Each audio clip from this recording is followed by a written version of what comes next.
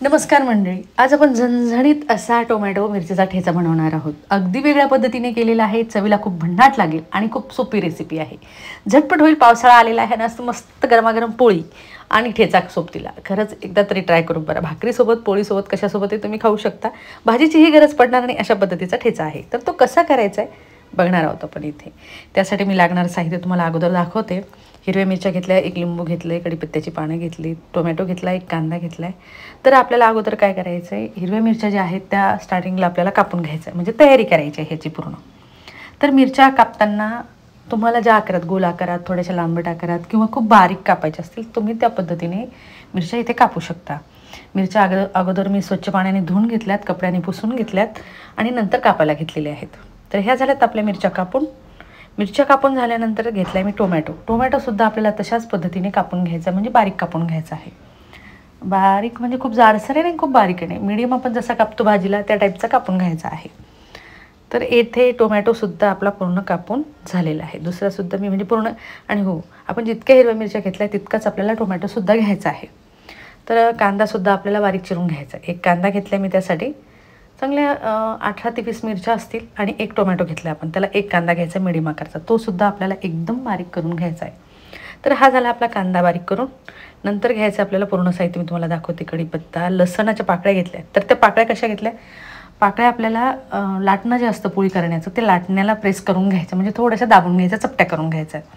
तर ही झाली आपली पूर्ण रेसिपीची तयारी. तर आता आपण सुरुवात करूया. त्यासाठी मी काय केलं, एक पॅन घेतला आहे किंवा कढई, तवा काही असेल तरी चालेल. खोल तवा असेल ना थोडासा, तोही चालेल. 2 चमचे तेल घालायचं आहे. त्यात अर्धा चमचा मोहरी घालायची आणि जिरं घालायचं आहे अर्धा चमचा. छान तडतडलं की आपण ज्या लसण पाकळ्या लाटण्याखाली थोड्याशा दाबून प्रेस करून घेतल्यात त्या घालायच्या आहेत. म्हणजे काय होईल, लसण पाकळ्या तळताना ज्या आहेत त्या तडतड उडणार नाहीत, म्हणजे तेलामध्ये उडल्या जाणार नाहीत. म्हणून आपल्याला थोड्याशा लाटण्याने त्या प्रेस करून घ्यायच्या आहेत. थोड्याशा लसण पाकळ्या आपल्या थोड्याशा तळून झाल्या, 10% तळून झाल्या की लगेच आपल्याला त्यामध्ये घालायची हिरवी मिरची.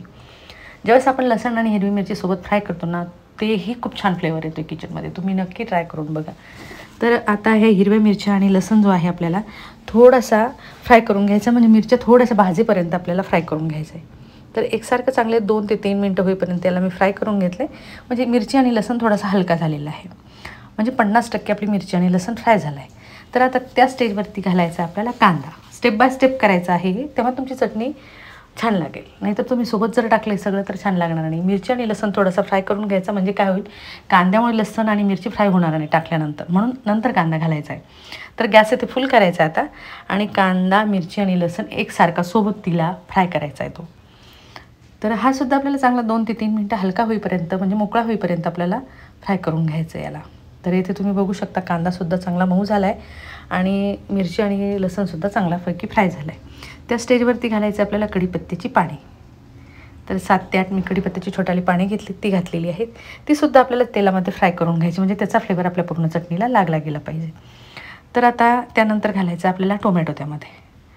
तर टोमॅटो जो आपण बारीक चिरून घेतला आहे तो घालायचा. गॅस इथे फुलच ठेवायचा आहे. मी सांगितलं तुम्हाला, फ्राय करताना पाणी सुटायला नको चटणीला, म्हणजे निदान चटणी आपल्याला टिकलीसुद्धा पाहिजे. तर शेंगदाण्याचा कूड घातला आहे मी 2 चमचे. कच्चे शेंगदाणे होते, आबडधोबड कुटून घेतलेले आहेत आणि याच्यात आपल्याला फ्राय करून घ्यायचं आहे. तर व्यवस्थित आपलं मिक्स करून घ्यायचं आहे. मिक्स करून झाल्यानंतर ते फ्राय करून घ्यायचं, म्हणजे शेंगदाणेसुद्धा भाजले गेले पाहिजेत आणि टोमॅटोसुद्धा भाजल्या गेलं पाहिजे, फ्राय केल्या गेलं पाहिजे. ज्यावेळेस ते टोमॅटो भाजल्या जातं ना खालून, म्हणजे असं चिटकल्या जातं ना, त्या टोमॅटोचा चटणीला फ्लेवर खूप छान लागतो. तर चवीनुसार मी यामध्ये मीठ घालून घेतलं आहे आणि एकसारखं आपल्याला 3 ते 4 मिनटं याला फ्राय करून घ्यायचं. तर गॅस मिडियम केला तरी चालेल, खाली चिटकलं गेलं नाही पाहिजे, म्हणजे आपलं फ्रायसुद्धा झालं पाहिजे आणि करपलीसुद्धा पाहिजेत नाही चटणी. तर इथे व्यवस्थित आपण फ्राय करून घेतो आहे.